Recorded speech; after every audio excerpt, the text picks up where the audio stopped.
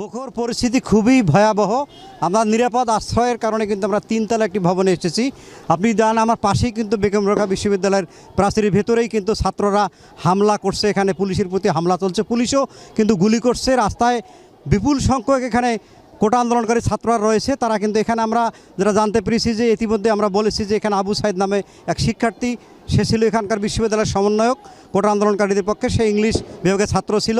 সে স্থানীয় ছেলে হওয়ার কারণে এখানে আরও লোকজন এসে এখানে কিন্তু আমরা অনেক ভাঙচুর করেছে, কয়েকটি পুলিশের গাড়িতে তারা আগুন দিয়েছে, প্রাইভেট গাড়িতে তারা আগুন দিয়েছে। এখন দেখতেই পাচ্ছেন যে অবস্থা খুব ভয়াবহ। এখানে আমাদের বেশ কয়েকজন সাংবাদিক এখন হাসপাতালে, তারা এখানে সময় টেলিভিশন থেকে শুরু করে বেশ কয়েকটি ক্যামেরা ভাঙচুর করা হয়েছে।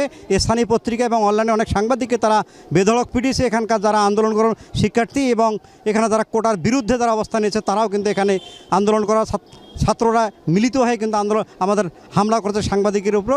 এখন কিন্তু আমরা পুলিশকে দেখা পাচ্ছি না। এখানে যে পুলিশ আশ্রয় নিয়েছিল সব ছাত্র একত্রিত বিশ্ববিদ্যালয়ের ভেতরে ঢুকে কিন্তু তারা পুলিশের উপর হামলা চালাচ্ছে, গুলি চলতেছে আমরা শুনতে পাচ্ছি।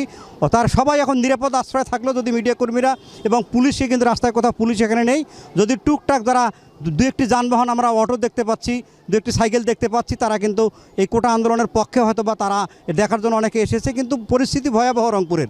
আমরা একটু আগেই খোঁজ নিয়ে দেখেছি যে এখানে রেল লাইন অবরোধ করা হয়েছে লালবাগ মোড়েই, ওখানে কারমাইকেল কলেজের স্টুডেন্ট রয়েছে, এখানে পলিটিক্যালের স্টুডেন্ট রয়েছে, এখানে কলেজিয়েট স্কুল, এখানে রংপুরে বিশেষ করে বড় বড় যে স্কুলগুলো রয়েছে সেখানকার স্টুডেন্টও কিন্তু মাঠে নেমেছে।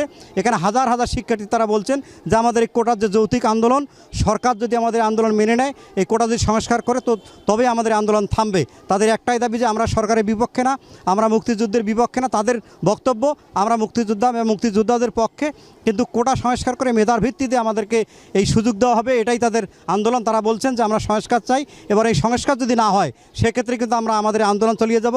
যেহেতু আমাদের ভাই মারা গেছে, আমরা এখন আর ফিরে যাব না। তারা বলছেন যারা তাদের নিহত হয়েছে, যাদের মাধ্যমে তারা বিচার দাবি করেছেন। এখানে পুলিশের পক্ষ থেকে বলা হয়েছে যে এখানে টিয়ার শেল, যেহেতু পুলিশ তাদের জীবন রক্ষায় জানমাল রক্ষায় তারা টিয়ার শেল ছুড়েছে, সেক্ষেত্রে হয়তোবা কোথায় কি হয়েছে এটা পুলিশ এখনও সেরকম কারণ আমরা বক্তব্য পুলিশের নিতে পারিনি, যেহেতু পুলিশ এখানে এখন নেই। এখন আমরা দেখতে পেয়েছি যে আমার রাস্তাঘাট থেকে শুরু করে রংপুর শহরটি কিন্তু অচল হয়ে গেছে।